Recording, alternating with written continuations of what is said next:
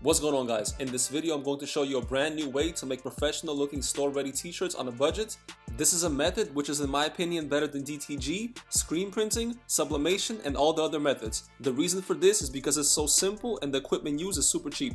If you want to start a t-shirt business, this is a game changer and you don't want to miss this video. Let's get right into it. Alright guys, so this is a new technology called DTF printing, which stands for direct to film. The image is printed on the clear sheet and then heat pressed onto the shirt. Now I don't want you guys to confuse this with laser printing. This is a completely different method. This is actually made with an inkjet printer using special ink, which is printed on the clear film. After this, a special powder is added on the bottom of the sheet where the printed area is. It's then heated up and then it's heat pressed onto the shirt. The coolest thing is that the printer which is used to make these costs only around $2,000.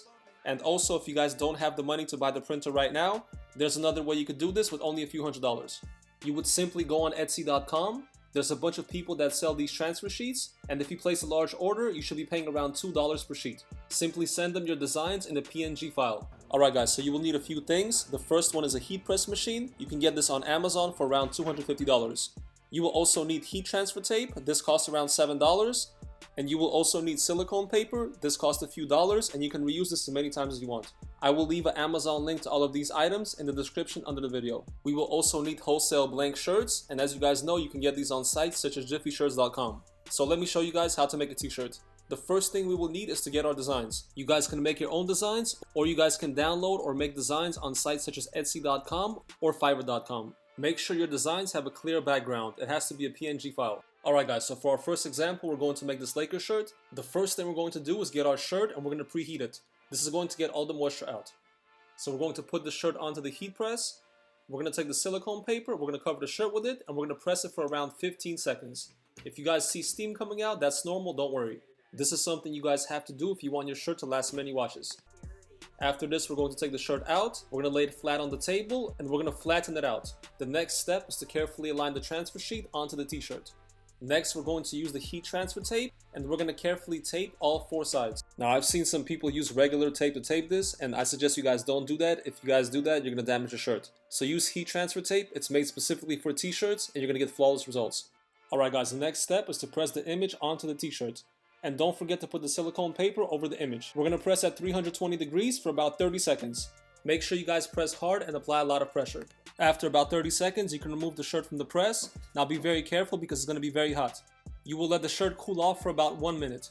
DTF transfers require cold peels. Do not peel while the sheet is still hot. This can ruin the transfer. Wait until the sheet is completely cooled off. This will usually take about 1 minute. After that, you can start peeling. Next, you will peel the shirt. When you guys peel, make sure you peel slowly and try to one-take it. The cool thing about DTF transfer sheets is that the prints come out flawless pretty much every time. So you guys don't have to worry about wasting sheets. The next step is to stretch out the t-shirt and press it a second time. This is done so that the t-shirt can withstand many washes. Alright guys, again, so we're going to put on the silicone paper. You guys can also use parchment paper. And we're going to press it for around 15 seconds. Again, you guys should do a medium to hard press. And after that, the shirt is finished. Now, a lot of times people forget to do the second press. And this is very important because you guys want to make sure when you sell these shirts that they can be washed many times.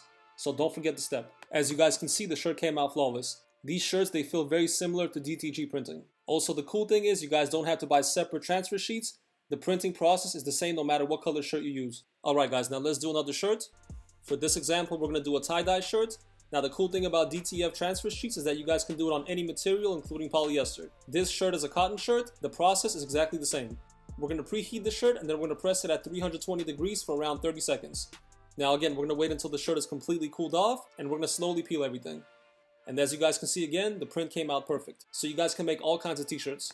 Alright guys, real quick, I know that these 13 by 19 inch heat presses are sold out much of the time. If you guys are on the severe budget, you can buy a 15 by 15 and just press one half of the image and then press the other half. The shirt is still going to turn out fine.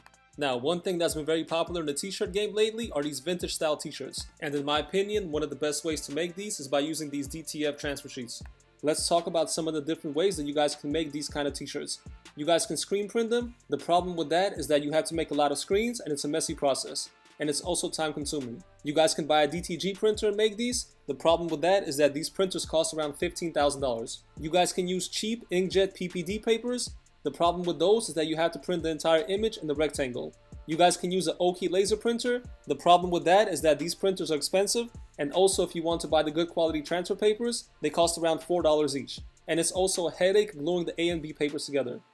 You guys can also do sublimation printing. The problem with that is that it has to be done on polyester and it can't be done on black fabric. So if you guys want to start a t-shirt business and you're on a budget, in my opinion, this is one of the best ways to do it. Also, these DTF printers, they print with white ink, so they're ideal for black t-shirts. Also, making a transfer sheet costs under $1, and these printers can print up to 13 by 19, so you can make really large shirts. Alright guys, so let's peel this shirt, and as you guys can see, the results again came out flawless. Here you guys can see a print on the red colored t-shirt, and you guys can print these in any color that you want. Now for DTF transfer sheets, you guys are not limited to just making t-shirts, you can make all kinds of garments including hoodies. For this next example, let's make a hoodie. Alright guys, again the first thing we're going to do is preheat the hoodie and make sure we get all the moisture out. After that we're going to align the sheet, we're going to tape it with heat transfer tape, and we're going to press it for around 30 seconds. After that we're going to let it cool off for about 1 minute, and then we're going to peel it.